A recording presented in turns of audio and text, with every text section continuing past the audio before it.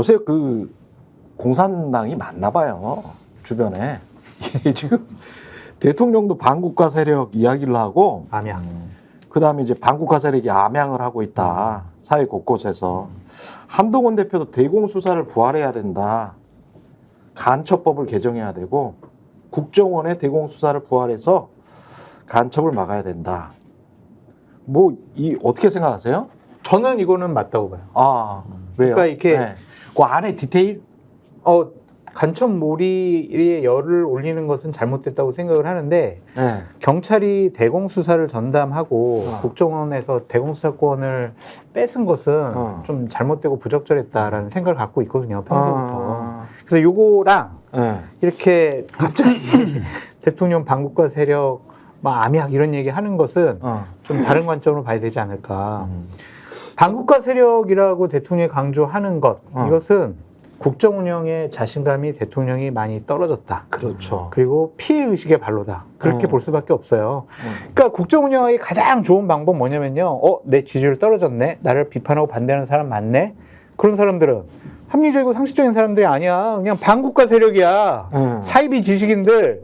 검은 선동 세력 이렇게 검정옷 입고 저기서 뭐죠 김민하 평론가님도 검정색 옷 입고 하얀 옷입니다 저는. 그러니까 예. 소장님도 좀 검으신 것 같은데. 예. 남색이에요. 남색. 그럼 소식적인 학생운동 같은 거 하셨어요? 왜 까만 옷을? 저 했어요. 대학교 2학년 때 과대표 해가지고 학생운동 많이 했죠. 그러면 족보가 어떻게 되시는지. P인지 NL인지 모르겠는데 근데 이제 이런 식으로 얘기를 하는 게 결국에는 국정 운영 자신감 결여 전 이렇게 해석을 하고 싶어요. 근데 한동훈 대표는 왜 따라가는 거지?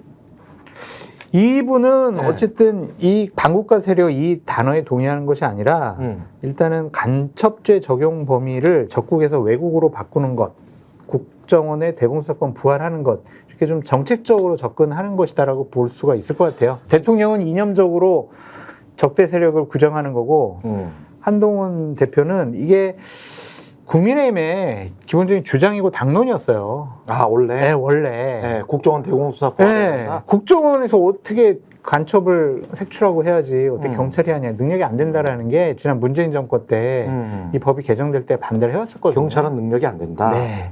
그래서 저는 원래대로 되돌아가려고 하는 것이다 한동훈 대표는. 근데 이제 정치적으로 보면 하필이면 이때 이러니까 공안몰이의 의도가 있는 것 아니냐 이렇게 이제 의심을 받는 것이고. 근데 저는 이 디테일에 있어서는 사실은 저도 찬성이거든요. 적국에서 그러니까 북한만 적국으로 놓지 그럼요. 말고 외국으로 바꿔야 된다. 간첩죄 적용 범위를. 그렇죠. 미국이 지난번에 이제 테리 수였나요? 수미테리. 네. 수미테리가 윤석열 정부의 대북 정책의 적극 옹호자였거든요. 그러면서 이제 한국 정부로부터 뭐 접대도 받고 백도 그렇죠. 받고 뭐 이래가지고 스파이로 네. 미국이 이 사람을 기소를 했단 말이야. 근데 저는 이게 그러니까 동맹국의 정책을 근데 상당히 이제 극우스러운 정책이죠. 그거를 이렇게 따라가는데 그 가운데 부정부패가 좀 있었어. 정책의 뭐 적합성이나 이런 것들은 정치적인 문제고 부정부패가 있었기 때문에 저 사람은 스파이다. 저 사람 믿을 수 없다. 그래서 미국인이지만 하여간 그리고 한국은 우리 동맹이지만 저 사람 스파이로 간첩으로 그럼요. 잡아놓겠다 이거잖아요.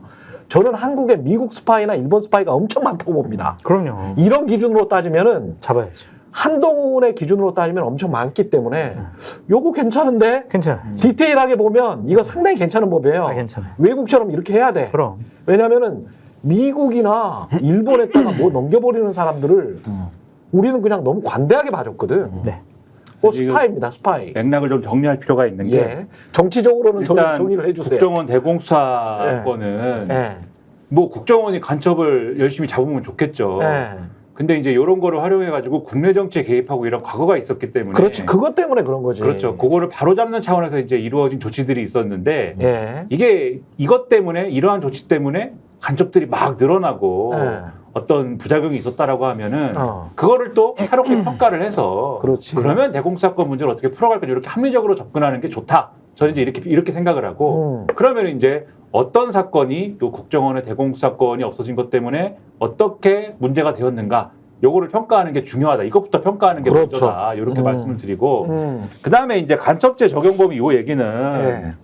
이제 이 얘기 나올 때마다 이제 얘기를 하는데 사실은 지난 국회에서 국민의힘도 그렇고 민주당도 그렇고 간첩죄 적용 범위를 적국에서 외국으로 바꾸는 거에 대해서는 기본적으로 동의를 했어요. 근데 그 당시에 논란이 됐던 건 뭐냐면 그건 동의를 하는데 기밀의 범위를 어디까지 볼 거냐. 이게 논쟁 지점이었거든요. 그렇죠. 가령 간첩죄를 적용을 할 건데 이게 예를 들면은 북한에다가 예를 들면은 적국이라고 하는 건 지금 북한이니까 북한에다가 어떤 것이든지 넘기면은 이거는 간첩죄인 거 아닙니까? 근데 미국에다가 어떤 정보를 넘겼는데 가령 그게 우리나라의 국가 안보와 관련된 사안이면은 당연히 이거는 예를 들면 이런 만약에 법을 개정한다고 하면은 그거는 간첩죄를 적용을 해야 되겠죠. 근데 그게 예를 들면 산업과 관련된 정보이다라든지 이런 거면은 일종의 산업 스파이나 이런 부분이지 않습니까? 그렇죠. 이런 것도 간첩죄를 적용할 거냐. 요거는 이제 법리상의 문제가 생길 수가 있다. 그래서 그거를 한참 이제 논쟁을 하다가 국회에서 그래가지고 이게 그러면 뭐 이렇게 합시다라고 하다가 이게 유야무야 됐고 그 당시에 이 문제를 제기한 거는 그 당시에 이제 법원행정처나 이쪽에서 제기를 한 거예요. 그래서 이제 쟁점은 거기에 있는 거였는데 근데 최근에 와서 이 문제가 한동훈 대표가 다시 꺼내들고 다시 쟁점한 거는 왜 그랬냐면 지난번에 정보사에서 군대에서 무슨 일이 일어났습니까? 휴민트 정보가 갑자기 그 조선족으로 위장한 북한 간첩한테 넘어간 사건이 있지 않았습니까? 그랬죠. 북한 간첩으로 의혹을 받고 있는 이 조선족한테 넘어간 사건이 있었잖아요. 그래가지고 휴민트를 다시 다 구축해야 되느니 뭐 이런 논란이 막 벌어져서 윤석열 정권의 정보의 실패다 이렇게 평가가 되던 때가 있었잖아요. 그때 한동훈 대표가 그 이전에 법무부 장관도 했으니까 그리고 법무부 장관 하면서 이 얘기를 이제 여러 가지 현안에 대한 얘기를 하면서 해놓은 바도 있으니까 갑자기 나와서 그러게 내가 간첩죄에 대해서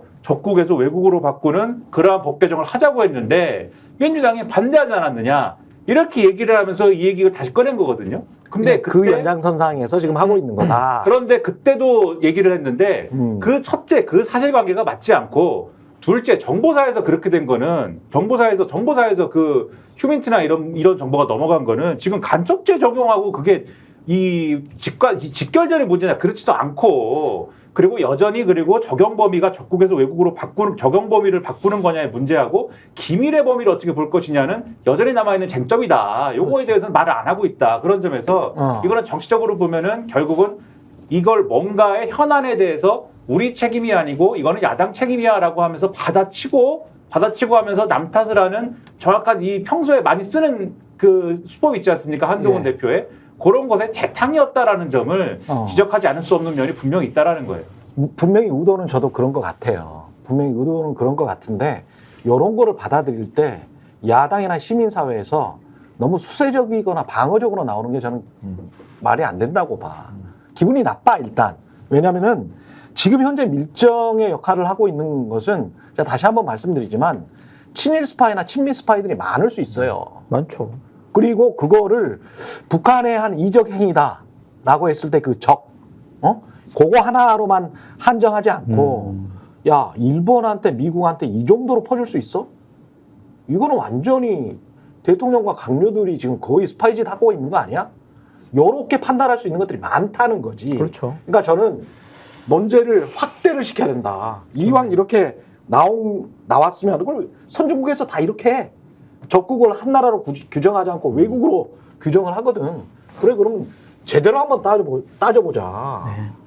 북한만 아니고 미국이나 일본이나 중국이나 다 따져봤을 때 우리는 거기에 매국 행위를 하는 자들은 저는 엄단해야 된다고 봐요. 저희가 얘기할 때 오셔가지고 라이브로 관전하시기 바랍니다. 반드시 주변 사람들 데리고 오시기 바랍니다. 구독, 좋아요, 알림 설정 해주시기 바랍니다. 좀 살려주십시오, 저 좀.